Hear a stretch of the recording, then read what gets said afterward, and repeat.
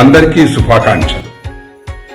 పిల్లల్లో సర్వతోముఖాభివృద్ధి అంటే all round development సాధించటానికి కృషి చేయడమే ఈ కీర్తి బాల విహార్ యొక్క కార్యక్రమాల యొక్క ముఖ్య ఉద్దేశం. అంటే కళలు, ముఖ్యంగా డాన్స్, డ్రామా, మ్యూజిక్ వంటి పర్ఫార్మింగ్ ఆర్ట్స్, అలాగే డ్రాయింగ్, తర్వాత మీకు పెయింటింగ్ వంటి ఆర్ట్స్, ఇది కాకుండా పర్సనాలిటీ డెవలప్మెంట్, ఇది కాకుండా మీకు ఇంకా కూడా దేశభక్తి పూరితమైన వాళ్ళ భావాల్ని వాళ్ళకి ఇన్కల్కేట్ చేయడము, ఇవన్నీ కూడా. ఇంతేకాకుండా ఆరేటరీ స్కిల్స్ వాళ్ళలో డెవలప్ చేయడం, మంచిగా ఉపన్యాసించడం, అదేవిధంగా ఏ సందర్భంలో ఎలా మాట్లాడాలి అన్న విషయాల్లో కూడా వాళ్ళకి స్కిల్స్ ఇంపార్ట్ చేయడం, ఇలాంటివన్నీ సర్వతోముఖాభివృద్ధికి పిల్లల్లో వాళ్ళని డెవలప్ చేయడము దీని యొక్క ముఖ్య ఉద్దేశం. అయితే ఈ కార్యక్రమాలు దాదాపుగా 3 levels లో చేయడం మంచిదని అనుకోవడం జరుగుతోంది.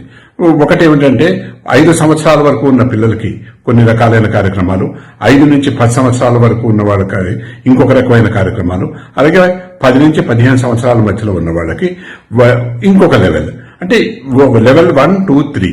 అయితే వారి వారి యొక్క పరిస్థితుల్ని, అవసరాన్ని బట్టి, ఆయా ఏజెస్ లో వాళ్ళకున్న అవసరాన్ని బట్టి ఈ కార్యక్రమాన్ని రూపొందించడం జరుగుతుంది. కాబట్టి ఇది ఏమిటంటే పిల్లల వలన, పిల్లల కొరకు, పిల్లల చేత, అంటే భవిష్యత్తులో పిల్లలని చాలా మందిని ఇంట్రెస్టెడ్ పిల్లలందరినీ కూడా ఇందులో ఇన్వాల్వ్ చేయడం జరుగుతుంది. ఇలా చేసే కార్యక్రమం. అంతేకాకుండా ఇంకో ముఖ్యమైన ఉద్దేశం ఏమిటంటే ఇది పెద్దల ద్వారా చేసే కార్యక్రమం. పెద్దల ద్వారా అంటే పెద్దల యొక్క ఇన్వాల్వ్మెంట్ తో కూడా. అంతేకాకుండా ఈ కార్యక్రమాన్ని పెద్దలు పిల్లలకి చూపిస్తూ, అంటే మాక్సిమం 10 నిమిషాలకి మించకుండా కార్యక్రమాలు ఉంటాయి అన్ని కూడా. ఆ 10 minutes కార్యక్రమాన్ని పిల్లలకి చూపిస్తూ వాళ్ళని, అంటే వాళ్లతో పాటు చూస్తున్నప్పుడు ఏమవుతుందంటే వాళ్ళకి వచ్చే డౌట్స్ ని వీళ్ళు క్లారిఫై చేస్తూ, అంతేకాకుండా ఆయా సబ్జెక్ట్స్ లో ఇంకా వాళ్లకున్న ఎక్స్పీరియన్స్ ను కూడా వాళ్ళు సప్లిమెంట్ చేస్తూ, ఈ రకంగా పిల్లలు తర్వాత పెద్దలు ఇద్దరి మధ్య ఒక రకమైన ఇంటరాక్షన్ కి ఇది సహాయపడాలని. అయితే కాబట్టి ఈ కార్యక్రమాల ద్వారా ఒక మంచి సమాజాన్ని, రేపటి పౌరులైన పిల్లలతో ఒక మంచి సమాజాన్ని ఏర్పాటు చేసే దిశగా దీన్ని కృషి చేయాలని దీని యొక్క ముఖ్య ఉద్దేశం. కాబట్టి దీనికి ఆహ్వానిస్తున్నాం అందరినీ.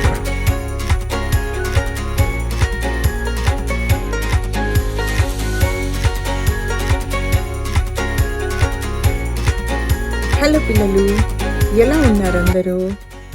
ఈరోజు కూడా నేను మీ ముందుకి ఒక చక్కని కథతో వచ్చేసాను. ఈ కథ కూడా పంచతంత్రంలోనిదే. ఈ కథ పేరు స్వధర్మం పరధర్మం. అనగనగా ఒక అందమైన ఊళ్ళో ఒక ఇంట్లో ఒక చాకలి అతను నివసిస్తూ ఉండేవారు. అతనితో పాటు ఒక కుక్క, ఒక గాడిద కూడా నివసిస్తూ ఉండేవి. చాకలతనంటే తెలుసు కదా పిల్లలు, వాషర్మ్యాన్. అయితే ఈ చాకలి రోజు పొద్దున్నే ఊళ్ళో వాళ్ళ మాసిన బట్టలు కలెక్ట్ చేసి ఊరు చివర్లో ఉన్న చెరువుకి వెళ్ళి ఆ బట్టలు వాష్ చేసి సాయంత్రం ఆరిన బట్టలు తీసుకుని ఊళ్ళోకి వచ్చి ఎవరి బట్టలు వారికి డెలివరీ చేసేవారు. రాత్రికి ఇంటికి వెళ్ళి భోజనం చేసి పడుకునేవారు. ఇది ఈ చాకలతని రోజు రొటీన్. అయితే ఇతని రొటీన్లో గాడిద అన్ని బట్టలు బరువు మొయ్యడానికి, కుక్క కాపలా కాయడానికి హెల్ప్ చేసేవి. అయితే ఒకరోజు ఆ చాకలి, గాడిద, కుక్క రాత్రి ఇంటికి వచ్చి భోజనం చేసి పడుకున్నాక వాళ్ళ ఇంటికి ఒక దొంగ వచ్చాడు. ఆ దొంగ రావడం గాడిద, కుక్క గమనించాయి. అయితే కుక్క యాక్చువల్గా దొంగను చూసి బాగ్ చేయాలి కదా, కానీ అది అటు తిరిగి పడుకుంది. వెంటనే గాడిద కుక్కతో ఇలా అంది, నువ్వు కుక్కవి కదా, నీ పని కాపలా కాయడం. ఇంట్లోకి దొంగ వెళ్తూ ఉంటే అరవట్లేదెందుకు? అరిచి మన యజమానిని లేపు అని.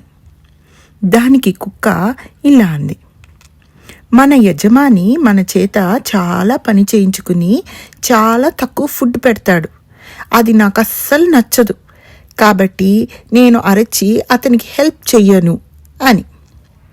వెంటనే గాడిద ఇలా అనుకుంది, పాపం మన యజమాని చాలా కష్టపడతాడు, అతనికి నేనైనా హెల్ప్ చేస్తాను. ఇలా ఆలోచించిన గాడిద అటూ ఇటూ తిరుగుతూ పెద్దగా ఒండ్ర పెట్టడం మొదలుపెట్టింది. ఒండ్ర పెట్టడం అంటే ఏంటో తెలుసు కదా పిల్లలు? గాడిద అరుపు. దీన్ని ఇంగ్లీష్లో బ్రే అని కూడా అంటారు. అలా ఆ గాడిద ఒండ్ర పెట్టేసరికి ఆ సౌండ్కి దొంగ భయపడిపోయి పారిపోయాడు.